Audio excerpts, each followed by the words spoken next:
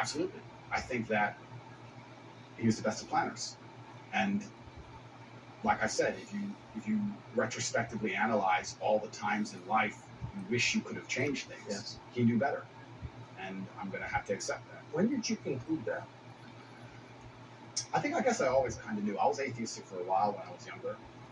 But as you get older, you start to look at the world and understand that the thing for me was actually, I guess, a scientific principle. It was Newton's law of equal and opposite force.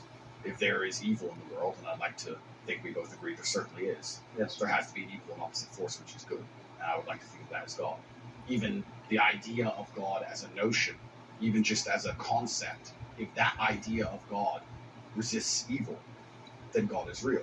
If you have two islands, you have two people, let's say a ship crashes, and you have two people who swim to two different islands. And one island are atheists, savages, and they rip you apart. And the other island you get there and they believe in God and they believe they're not allowed to kill you. Even just their idea of God saved your life. So I think even just the concept of God in and of itself, if enough people believe it makes them do good, then God must be true. And that's the equal and opposite force of the evil of the world. And this is how I view it. So I don't see how anybody with a conscience cannot believe in God. That's such a profoundly different worldview from the one that we're presented with, I think.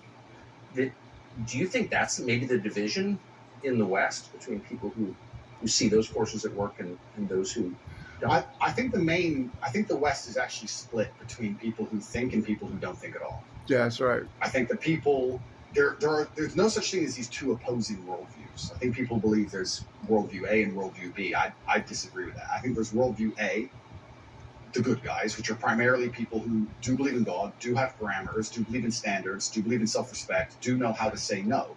And there's worldview B, which changes day by day, based on what they're told, which means they have no real worldview at all. They just repeat. And they have no standards and they have no parameters. There's nothing you can tell them that will make them wake up and go, that's wrong, because they have no inherent morality. So you can say bestiality is accepted and encouraged now. It's good for you for climate change. And they'll sit there and go, oh, for climate change, well, off we go. And they'll just do it. So I think you have a camp of people who think, and you have a camp of people who repeat. And I don't think there's actually the opposing side to the good. I don't think function as a thinking populace at all. I think they simply repeat. It feels like the conflict between those two groups is getting more intense. It's certainly getting more intense, and it was interesting for me because, and I want to be an optimist, but I lost so much faith in humanity during COVID. If you would have told me how COVID would have gone down before COVID, I'd say, we're not that bad. I thought the people aren't that dumb. But when I experienced COVID, it's actually scary. You see how the Nazis managed to do what they did. You see how they managed to put people in concentration camps. You see it. And I had a very unique view of COVID because in the first days of COVID, when people were falling over in China and the Italian hospitals were overrun, at the height of the panic, when most people believed, because it was the very beginning, early stages, my brother and I had a very logical conversation and said, we're two military-aged men in very good physical condition. If we die of this, the world's over. If it can kill us, it's zombie apocalypse.